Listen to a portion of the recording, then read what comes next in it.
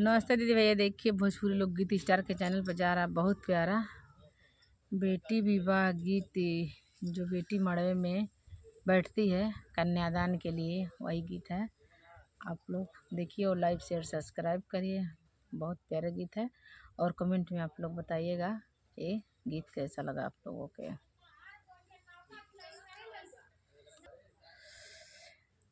पापा ही कही के नी बेटी गोहरा में हो, पापा ही कही के नी बेटी गोहरा में हो, जंगवा पलिया बैठाई रे लालनावा, जंगवा पलिया बैठाई रे लालनावा।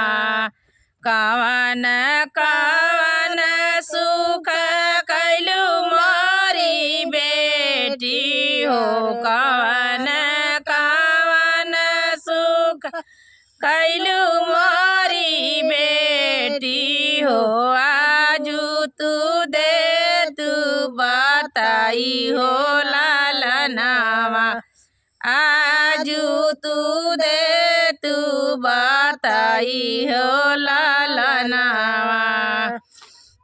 बारा हो भिंजना पापा बैल भोजनिया हो, बारा हो भिंजन पापा कैलो भोजनिया हो, कड़ुआ ही तेलया सनन रे लालनावा, कड़ुआ ही तेलया सनन रे लालनावा।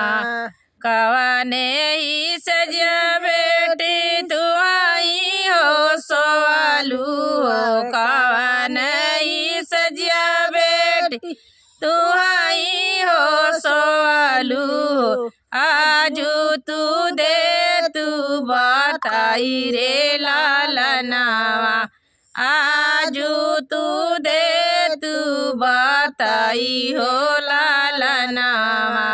गदा गलैच बाबा सोया में सोवाली हो, गदा गलैच बाबा से जिया में सोवाली हो, से जिया पे सोवाली अकेला हो लालनावा, से जिया पे सोवाली अकेला हो लालनावा। सारा कोड़ी बट करीबो आवालो, सारा कोड़ी बेटी करीबो आवालो, ना जानी तीत के मीठरे लालनावा, नहीं जानी तीत की मीठरे लालनावा।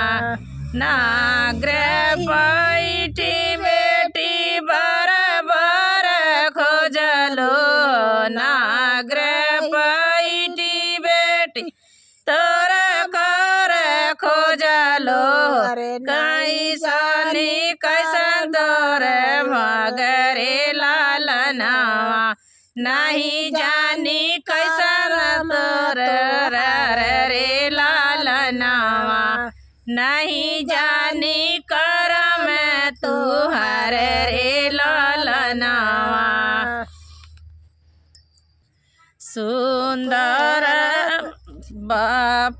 पापा ही कही के बेटी गोहरा वेल, पापा ही कही के बेटी गोहरा वेल, जंगवा पलिया बैठाई रे लालनावा, जंगवा पलिया बैठाई रे लालना।